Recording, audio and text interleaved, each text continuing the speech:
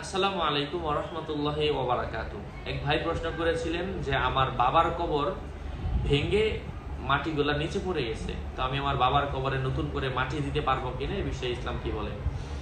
আলোচনা বুঝতে ধৈর্য ধরে সাথেই থাকবেন, আমাদের এই ছোট্ট ইউটিউব চ্যানেলটি সাবস্ক্রাইব করতে ভুলবেন না। তো এক্ষেত্রে আমি আপনাদেরকে দিক নির্দেশনা দিব। বাবার কবরে যেহেতু কবর ভেঙে গেছে, আপনি তো কবরকে মাটি দিয়ে মন্দির বানাচ্ছেন না, কবরকে ভরাট করে দিচ্ছেন। সুতরাং কবর ভেঙে যাওয়ার পরে উপরে মাটি দিয়ে ভরাট করে দেওয়া জায়েজ আছে। কারণ যদি ভরাট না করেন সেক্ষেত্রে অনেকেই দেখে হয়তো বা ভয় পাবে, অনেকের অনেক ধরনের প্রশ্ন আসতে পারে।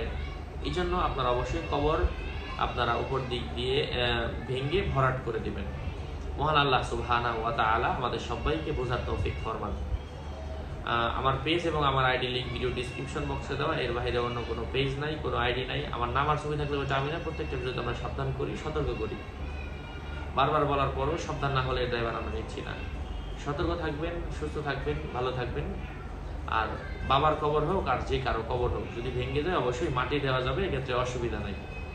আর কেউ যদি কবর পাকা করে সেক্ষেত্রে কবর পাকা করতে নিষেধ করা হয়েছে। তবে এটা কার কবর, সর্বশেষ এটা খুঁটি গেড়ে রাখা। যেমন মদিনা শরীফের মধ্যে জান্নাতুল বাকির মধ্যে আপনারা গেলে দেখবেন, যারা হজ করতে গিয়েছেন, কবর কোনো বাধাই করা নাই, শুধু পাশে করে একটা করে পিলার দেওয়া চিহ্ন রাখার জন্য, যেটা কবর।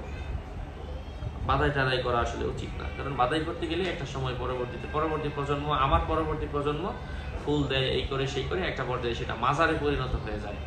আসসালামু আলাইকুম ওয়া রাহমাতুল্লাহি ওয়া বারাকাতুহু।